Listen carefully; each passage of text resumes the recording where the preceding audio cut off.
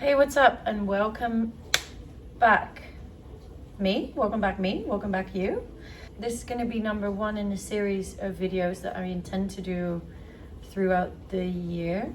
After a long break of making videos, I thought it was time to get back on that old proverbial horse. Cheap and cheerful vegan meals based on cheap ingredients. We are using the almighty chickpea, dried chickpeas.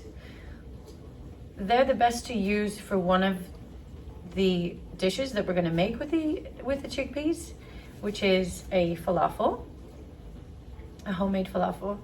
You really can only use dried and then soaked chickpeas for these. Dried chickpeas are by far the cheapest. Is this for thumbnail time? Thumbnail time!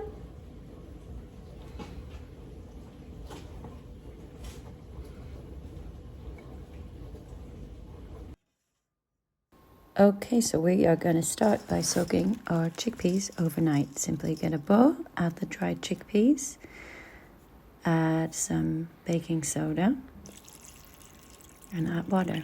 And then cover and leave overnight. Make sure you cover them with lots of water because they soak up a lot.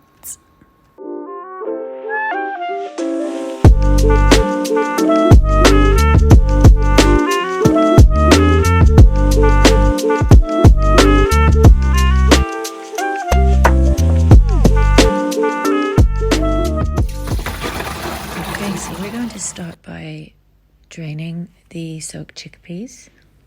Get all of them in your sink. And then we're going to wash them.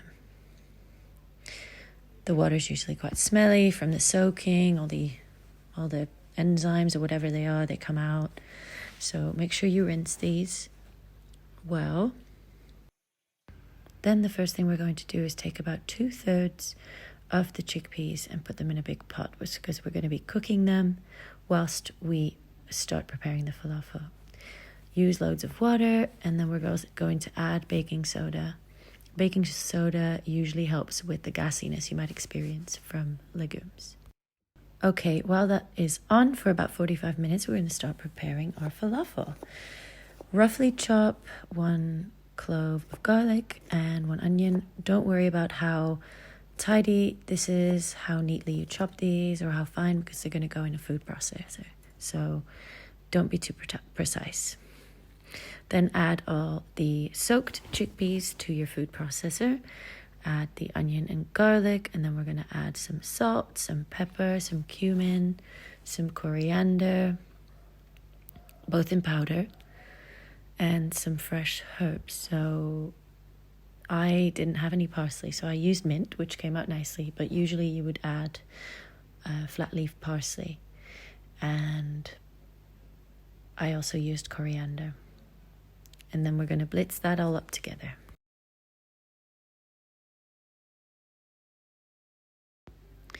That is done. The texture you're looking for is the texture of coarse sand. You don't want it too fine because it goes too mushy. Coarse sand is more or less what you're looking for. Another time we're going to add some baking soda, which helps with the fluffiness once you are shaping the falafels, and also chickpea flour. We are going to give this a really good mix. Make sure it is all evenly distributed and there are no lumps of chickpea flour or anything. Then cover it up and leave it in the fridge for at least an hour, I would say. Preferably, if you can, overnight. Then once you're ready to make the falafels, you can take them and shape them into a small patty shape, like I'm doing here.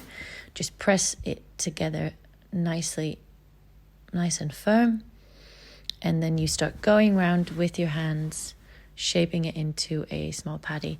This is the easiest shape for if you want to basically shallow fry, because you can get it evenly cooked and colored on both sides. Here is some footage of me in the kitchen making some more falafels. This is me showing you the falafel mix.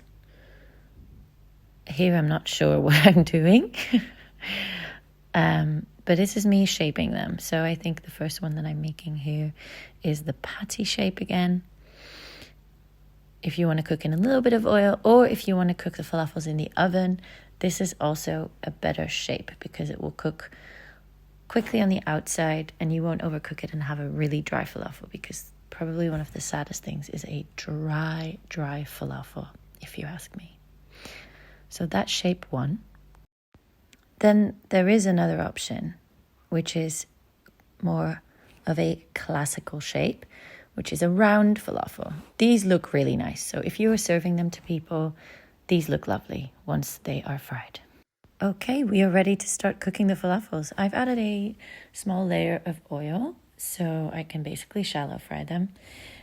In go the patty-shaped ones. I've also made some round ones, which, like I said, are visually appealing. You just cook these for a couple of minutes on each side until the outside goes nice and brown. And then you flip them over. Okay, it's time to flip these. You are looking for more or less a kind of dark brown color. I will usually flip them and then maybe turn them over one more time and kind of keep an eye on them and see if they are getting the color that you want. So I would say maybe a couple minutes on each side. If you are frying them, they would cook quicker because they are fully submerged in oil. But if you're using this way of cooking them, which is maybe a bit easier and less daunting and a more home-cooked friendly way of making these, yeah, I would recommend this. So get them out of the oil once they are done and sprinkle them with a little bit of salt so they maintain their crispiness for a longer time.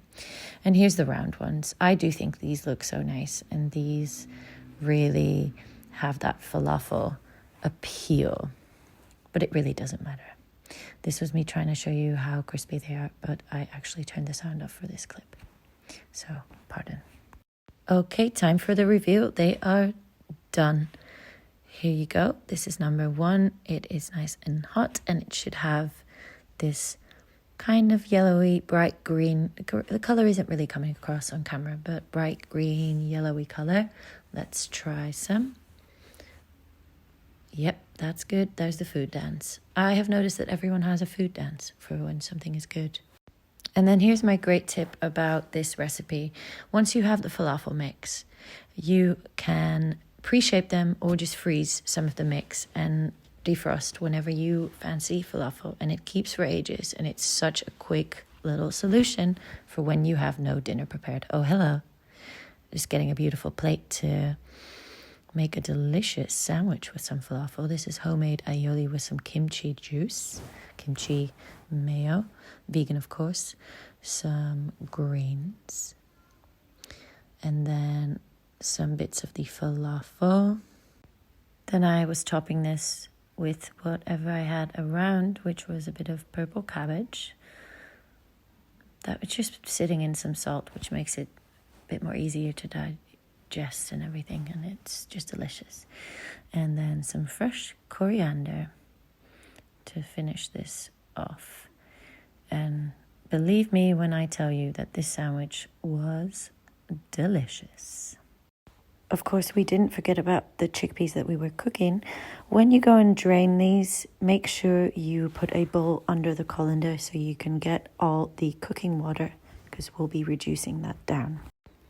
Reducing the cooking water later will help with it becoming aquafaba, which is a great base for a vegan mayo or aioli.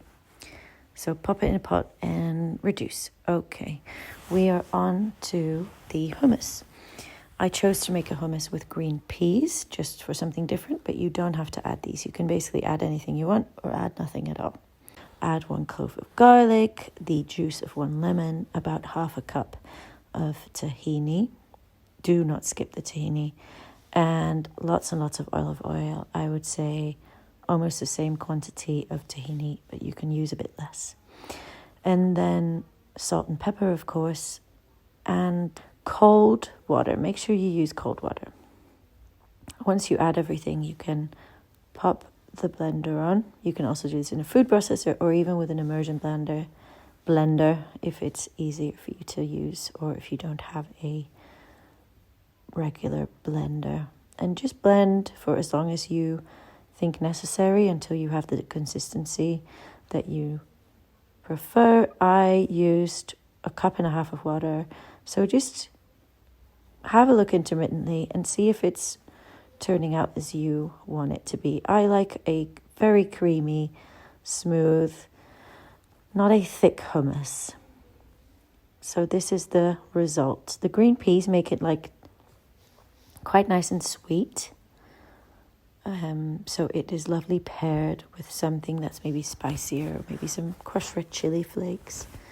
And you can just pop this in the fridge and use it whenever. Pop it on salads, put it on sandwiches. Beautiful. Here is an example of how I used it. I use it on a focaccia with lots of greens, pickled green cabbage, pesto, etc. And this is the water that we reduced down, the cooking water. This is now aquafaba and is a great replacement for eggs. Hello. Not me realizing that I didn't film an ending to that video. Amateur hour. But I didn't. So I hope you enjoyed this one and subscribe. Follow, give it a like, give it a dislike if you didn't like it, although maybe don't. And I will see you for the next one. Have a good evening, day, morning, afternoon. Bye. Oh, I can do this.